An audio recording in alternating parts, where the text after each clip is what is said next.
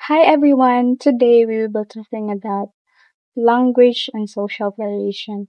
We will explore how social class, education, occupation, and style influence the way people speak. What is social linguistics? Social linguistics is the study of the relationship between language and the society. It focuses on language and culture, social groups and institutions, attitudes, perceptions, and in and out group behavior. Social linguistics looks at how our way of speaking reflects society. For example, people in the same community usually share rules about how they speak, which is called a speech community. Social dialects. Language varies by social groups, not by region. There are two types of social class, the middle class and the working class. The middle class. They usually have higher education, they work in offices or non-manual jobs like teachers, nurses, or office workers. They use speech that is closer to standard English. The working class. They usually have less formal education and they work in manual jobs like construction, factory, or cleaners.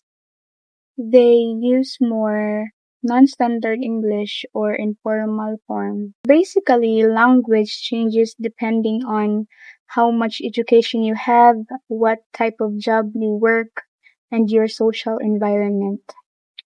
For example, in pronunciation, middle class says walking, while working class says walking. This difference doesn't mean better or worse. It's just different based on social group. Social class can also be divided into smaller groups. First, upper middle class, the professionals, like doctors and lawyers. Second, lower middle class, also professionals, like teachers, clerks, and office workers. Third, the upper working class, the skilled workers, like electricians and mechanics. And last, the lower working class, the laborers, helpers, and service workers. Social dialects is the way people speak based on class or social group. Your pronunciation, word choice, or grammar can show whether you belong to middle or working class. How education and occupation affects language. First, in education.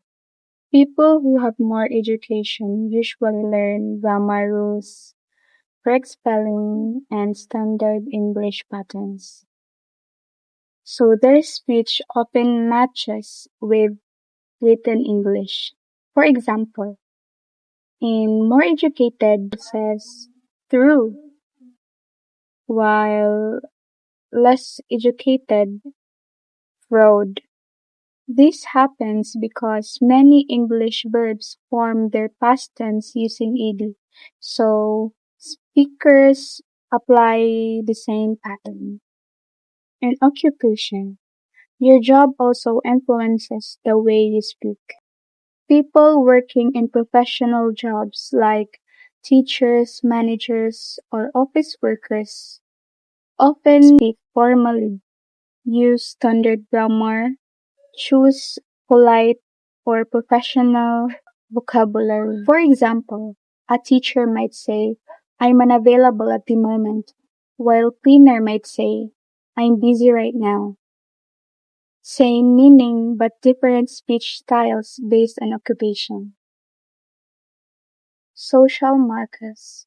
Some ways of speaking act as social signals and reveal a person's background or class. There are features that indicate social group membership.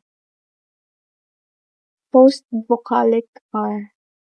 Pronouncing R after a vowel. Saying R clearly after a vowel often shows higher class or standard pronunciation. For example, the word car in middle class versus ka in working class. Final ing pronounced as n like sitting and drinking. Dropping the g is common in casual or working class speech. H dropping like hungry and horse. Not pronouncing the H at the beginning of the word indicate regional and social background. Dikens Oria het like humble. Dropping the H in humble shows the character's social class. For example, humble abode instead of humble abode.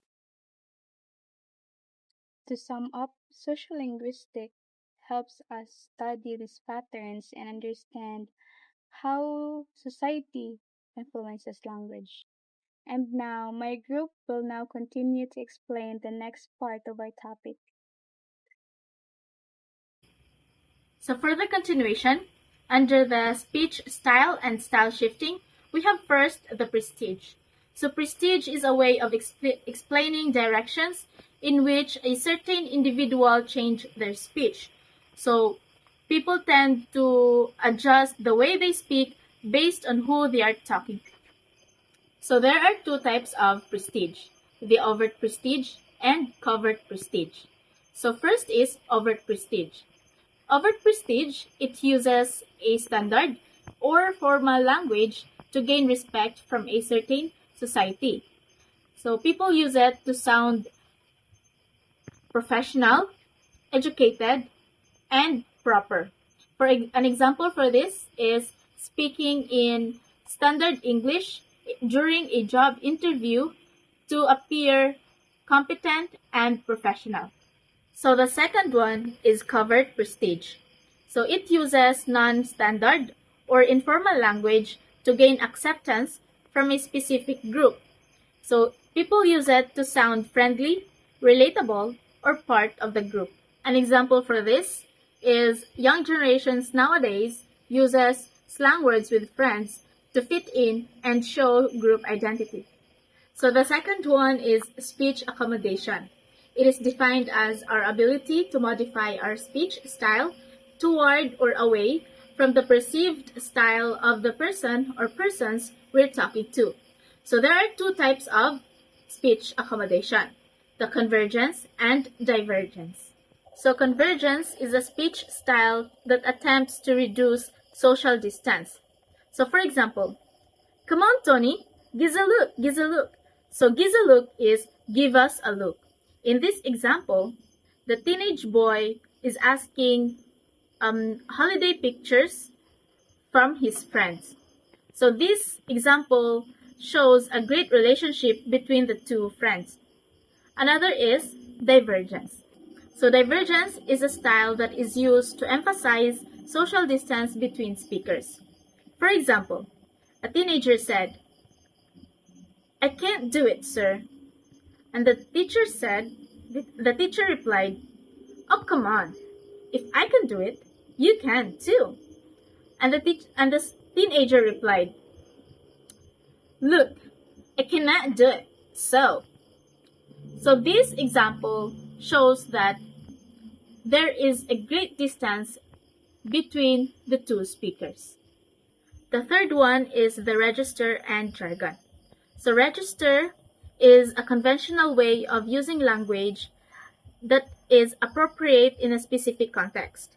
It is the level of formality you use when speaking depending on the person and situation. For example, the plaintiff is ready to take the witness stand. So this phrase or this sentence can only be heard inside the courtroom. Another example, yes shall be heard or yes shall be blessed by him in times of tribulation. So this sentence or phrase can also only be heard inside the church. Next is jargon. So it is a special technical vocabulary associated with special area of work or interest. So these words are often hard for outsiders to understand. For example, the word nerf, buff, AFK, or GG are some of the words that only online gamers could understand. And lastly, the slang.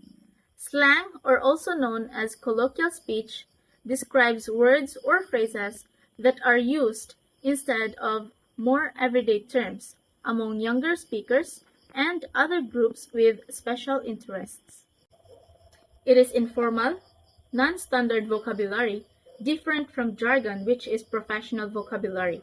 It is mostly used by outsiders of high status and professional groups.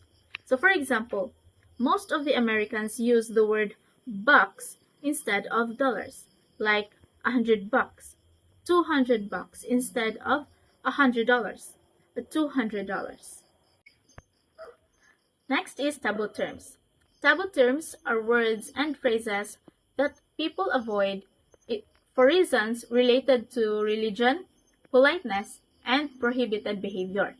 They are often swear or cuss words.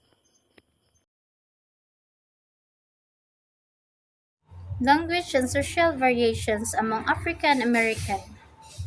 This explores how African American language use shaped by and reflects diverse social factors, like for example class, generations, religions, and identity, highlighting the richness and complexity of linguistic practices within the community. First one, we have African American Vernacular English is a distinct dialect. AAVE is a rule governed dialect with a unique grammar, phonology, lexicon, rooted in African linguistic traditions and historical experiences of enslavement and segregations. AAVE example in grammar, we have they married for 10 years.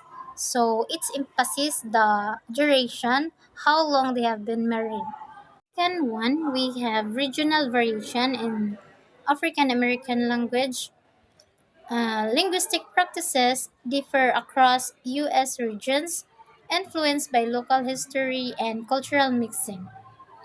Example here is in Southern, uh, this says pin, which is used to write, and the pin is the password. And the third one, we have socioeconomic class and language variation. Class shape access to standard English, context, and linguistic choices.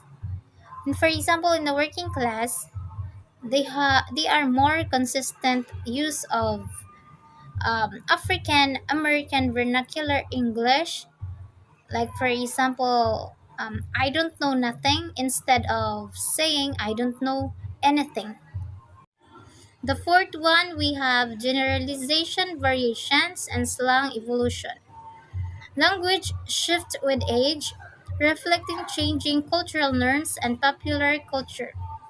The example here is the older generation, the use of terms cool cat in 1950s, groovy in 1960s, or word in 1980s to mean agreed.